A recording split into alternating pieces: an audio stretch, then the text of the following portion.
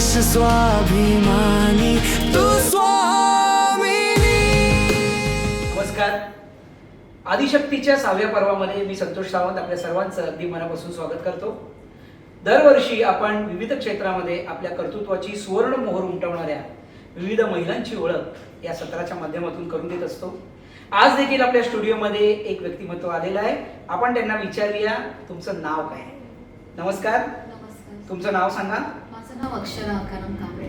अक्षरा, वेगळं नाव आहे. तुम्हाला माहिती आहे तुमच्या नावाचा अर्थ काय आहे? हो, हे देवी सरस्वतीचं एक नाव आहे. हो. नवरात्रीचे 9 दिवस आपण दुर्गेच्या 9 रूपांची आराधना करत असतो, प्रार्थना करत असतो, पूजा करत असतो. तर आज नवरात्रीचा पहिला दिवस आहे. अक्षरा, तुला माहिती आहे का आजच्या दिवसाचं महत्त्व काय आहे? सर, नवदुर्गेचं जे पहिलं रूप आहे ते शैलपुत्री. पुराणांमध्ये हिमवताची पुत्री म्हणून यांचा उल्लेख आहे. बरोबर. मुलाधाराची देवी म्हणून पहिल्या दिवशी यांचा योगमध्ये मुलाधाराची देवी म्हणून पहिल्याच दिवशी यांचा आराधना केली जाते त्यांची. आणि त्यांना फक्त 2 हात असतात, ज्यामध्ये उजव्या हातामध्ये त्रिशूल आणि डाव्या हातामध्ये कमळ असतं. अच्छा. एक चंद्रकोर असते आणि त्यांचं वाहन जे आहे ते नंदी आहे. अक्षरा, धन्यवाद. तू आम्हाला खूप छान माहिती दिलीस.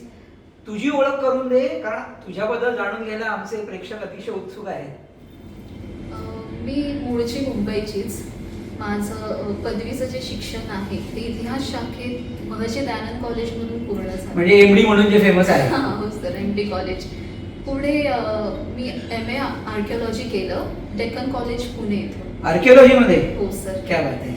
आणि नेट एक्झाम क्लिअर केली 2021. अगं मग तू इथे काय करते? नाही, गमतीचा भाग सोडून दे.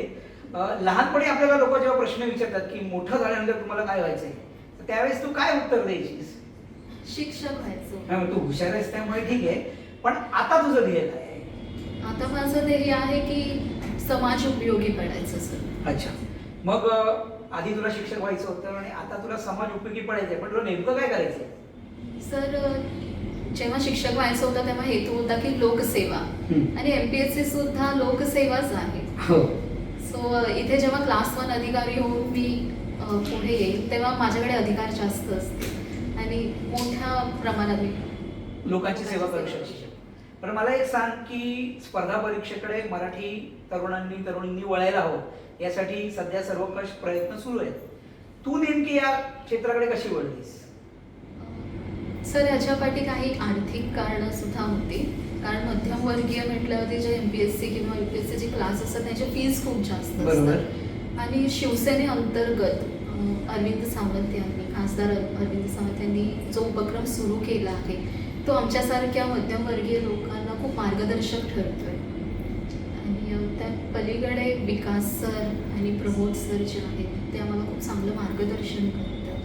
म्हणजे हे एकट्याने गाठायचं ध्येय नाहीये, याच्यासाठी तुम्हाला एकत्रित प्रयत्न करणं फार आवश्यक आहे, असंच तुला सांगायचं हो. थोडक्यात. पण मी काय म्हणतो की कोणतंही यश गाठायचं असतं तर पावला पावलाने आपण प्रयत्न करतो. तर तू कशी तयारी करते स्पर्धा परीक्षेची? म्हणजे जे ऐकणारी मंडळी आहेत त्यांना सुद्धा त्यातून काहीतरी फायदा होईल. सर, इथे जेव्हा आले तेव्हा शिक्षकांनी आता जे मार्गदर्शन करत आहेत त्यानुसारच मी पावला पावलाने पुढे जाते. म्हणजे दिवसातले 8 तास अभ्यास वगैरे. अरे वा. पण तू नेट पास केले त्यामुळे तुला अभ्यासाची सवय तर आहेच. बरं, मी काय म्हणतो की याच्यामध्ये म्हणजे अभ्यास करत असताना तुला नेमक्या काय अडचणी किंवा काय समस्या किंवा काय आव्हानं वाटतायत? सर, MPSC ची सध्या बाजारामध्ये खूप मोठ्या प्रमाणात साहित्य उपलब्ध आहे. बरोबर. तर ह्या साहित्यामधून नेमकं आपल्याला कोणत्या साहित्यातून अभ्यास करायचा आहे ही एक मोठी अडचण आहे. बरोबर. पण त्याच्यासाठी मार्गदर्शन इथे होत असेलच. या तू आता ज्या क्लासचा उल्लेख केलास ते तर नक्कीच होत असेल. हो सर, इथे अगदी शिक्षक एखाद्या लहान मुलांना जसे शिकवतात ना, इथे तुमचं वय मॅटर नाही करत. ते तुम्हाला खूप चांगले समजवतात. त्यांनीच म्हणजे ते मार्गदर्शन करतात की तुम्हाला कोणत्या गोष्टीतून किती शिकायचं आहे आणि कसं पुढे जायचं आहे. जी नवीन मुलं आहेत, म्हणजे आता सध्या शाळेत आहेत, पण त्यांनी स्वप्न पाहिलं असेल की उद्या IPS व्हायचं, IAS ऑफिसर व्हायचं किंवा मोठ्या पदावर गव्हर्नमेंटमध्ये काम करायचं, तर त्यांना तू नेमकं काय सांगू इच्छित?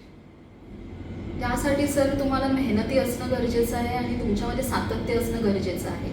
जर या दोन गोष्टी नसते तर हा प्रवास कुठेतरी कठीण होऊन जातो. आणि सगळ्यात महत्त्वाचं म्हणजे मार्गदर्शन जर योग्य असेल तर तुम्ही या गोष्टी करू शकता. आणि तुम्हाला ते ध्येय असलं पाहिजे, तुम्हाला ते म्हणजे ती करायचं. जबाबदारीची भावना आपण जोपासली पाहिजे. हो सर. बरं, मी काय म्हणतो की ठीक आहे, जबाबदारीची भावना पाहिजे, पण तुझ्या व्यक्तिमत्वाच्या विकासासाठी तू आणखीन काही करतेस का? तुझे काही छंद वगैरे आहेत का? जेव्हा मी इथे आली तेव्हा माझं फक्त ध्येय होतं MPSC ची परीक्षा.